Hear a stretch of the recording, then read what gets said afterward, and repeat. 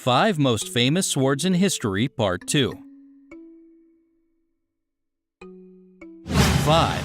Curved Saber of San Martin. José de San Martin was the South American heroic figure who battled for independence from Spain. He was the general of Argentine that lived from 1778 to 1850. He was also the minder of Peru. The most valuable ownership of José de San Martin was a curled sword that he acquired from London. He admired the weapon dearly, always said that the sword was made for battle. The sword was delivered to General de la República Argentina after the demise of San Martin. 4.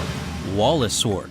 William Wallace was a Scottish knight who lived from 1272 to 1305. Wallace is known for leading a resistance against England during the Wars of Scottish Independence, which were waged during the late 13th century and early 14th century. During his lifetime, William Wallace was appointed the Guardian of Scotland. He led an infantry of soldiers who engaged the enemy in hand-to-hand combat. In 1305, William Wallace was captured by King Edward I of England and was executed for treason. His sword is one of the most famous in the world. Legend has it that William Wallace, the character of Mel Gibson's in Braveheart, used human skin for his sword's scabbard, hilt, and belt. The flesh's donor was said to have been Hugh de Cressingham, Treasurer of Scotland, whom Wallace had flayed after defeating him in the Battle of Stirling Bridge. 3. Napoleon's Sword. In 1799, Napoleon Bonaparte became the military and political leader of France after staging a coup d'etat.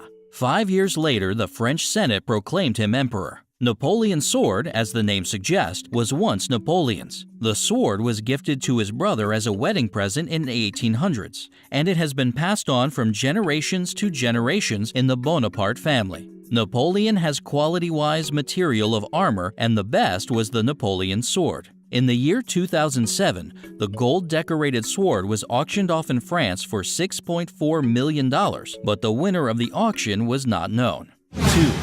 Zulfikar Scimitar. Zulfikar is the ancient sword of the Islamic leader Ali. Ali was the cousin and son-in-law of the Prophet Muhammad. He ruled over the Islamic Caliphate from 656 to 661.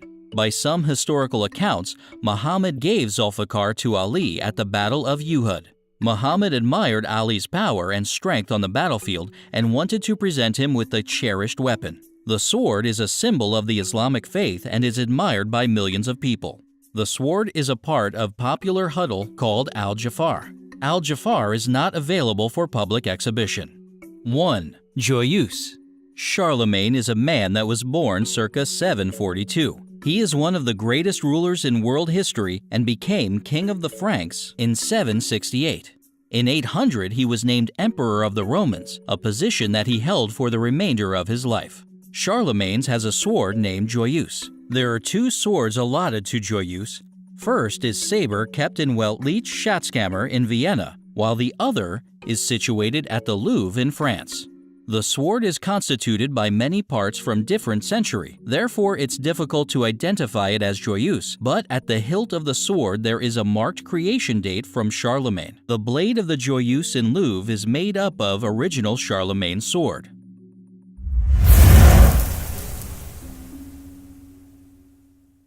Thanks for watching and hope you enjoyed. Check out one of these videos and don't forget to subscribe to support more videos.